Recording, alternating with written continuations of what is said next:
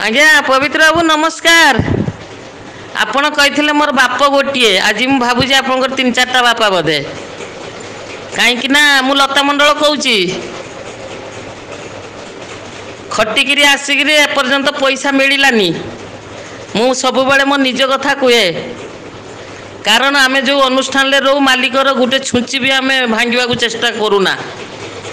जदि गोटे मगटे बाहर पड़ो आम उठे आणिकी पेंटिंग रूम रे रखू तेणु आपणकर कथा केतेटा आपण कहते बा यात्रा पार्टी जानना यात्रा विषय जानना सबू कमिटी वाला तो फोन करी कहते आपण काटे पैसा आगुआ सब नहीं जाती दे गौतम बाबू को दोष दियंती से जहाँ भी हो जो आम मूल भाया खटिकी आईचु मूलिया भाया खाइले न खाइले मु 4 मास खाई ना आपण मेस रे से कथा मु धरुनी तथास्तु कर दउची किंतु बाकिया पैसाटा पठेदेले बहुत खुशी हुंती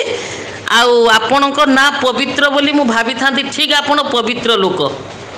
नहले जदि आंबुल चटा हेइथिबे सिंधी खट्टा हेकि रहिजिबे रहउची आज्ञा नमस्कार। हे बापी मंडार कोनटा उपाड़िबो किए कहलो तार कौन उपाड़िबो से के दिनर मालिक आ से मो कहया कथा ता संगे ये भल मालिक माने काहे कि बाया होउचंती हैं आ नांडू बाबू कथा तो कहले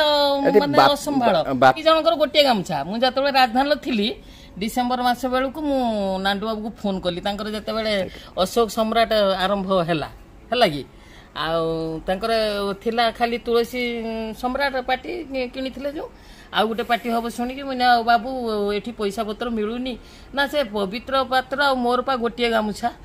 ता अर्थ जहाँ बुझीपारे गणमाध्यम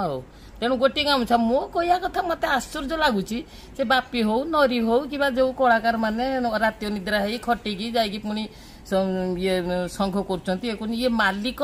भल पार्टीर भल मालिक बर्षियान मालिक माने कहीं से दी जन कथार बाया होती से दी जन को आउट कर दौना।